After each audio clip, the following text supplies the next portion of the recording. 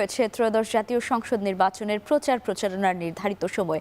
এখন নির্বাচনকে ঘিরে শুরু হয়েছে ভোট কেন্দ্রগুলোর চূড়ান্ত প্রস্তুতি এবং নিরাপত্তা ব্যবস্থার জোরদারের কাজ। ভোটের দিন ভোটাররা যেন নিশ্চিন্ত ও নির্বিঘ্নে ভোটাধিকার প্রয়োগ করতে পারেন, সেই লক্ষ্যেই সমন্বিতভাবে কাজ করছে দিনাজপুর জেলা প্রশাসন, পুলিশ প্রশাসন এবং নির্বাচন কমিশন কার্যালয়। একই সঙ্গে ভোট কেন্দ্রগুলোতে সিসিটিভি ক্যামেরা স্থাপন এবং পর্যবেক্ষণের কাজও চলছে।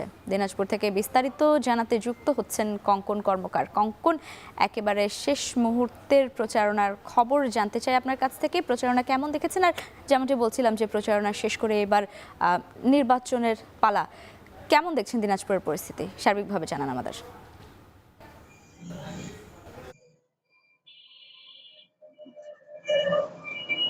লাইভ আপনি যেমনটি বলছিলেন যে প্রচারণা শেষ, আজকে সকাল 7টা কিন্তু প্রার্থীদের প্রচারণা শেষ এবং ভোটারদের অপেক্ষা। ভোটার মোট 6টি যে নির্বাচনী আসন, সেখানে মোট 40 জন প্রার্থী বিভিন্ন রাজনৈতিক দলের তারা নির্বাচন করছেন।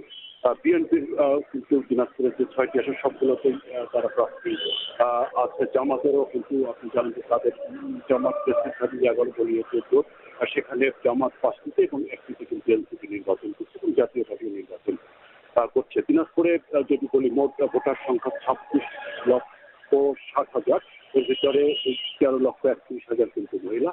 এবং আগামী যেসব প্রার্থীদের যে প্রচারণা শেষ, এখন ভোট কেন্দ্রের যে প্রস্তুতি সেটি কিন্তু গত কয়েকদিন ধরে জেলা প্রশাসক এবং নির্বাচন অফিস, পুলিশ তারা কিন্তু সম্মিলিতভাবে কাজ করছে। দিনাজপুরে মোট 844টি ভোট কেন্দ্র এবং কাজ করছেন। দিনাজপুরে মোট 844টি ভোট কেন্দ্র এবং ভোট কক্ষ হলো 4,993টি এবং সবগুলোতেই কিন্তু যদি বলি সিসি ক্যামেরার আওতায় নিয়ে আসা হয়েছে।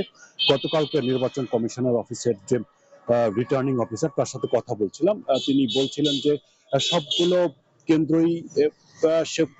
কেন্দ্রতেই কিন্তু আপনার সিসি ক্যামেরার 100% আওতায় আনা হয়েছে এবং কিছু কাজ বাকি আছে যেটি আজকের ভিতরে তারা সম্পন্ন করবে এমনটাই বলছেন। আর আইন শৃঙ্খলা বাহিনীর তরফ থেকে যদি বলি যে তারা বলছেন যে তারা সব রকমের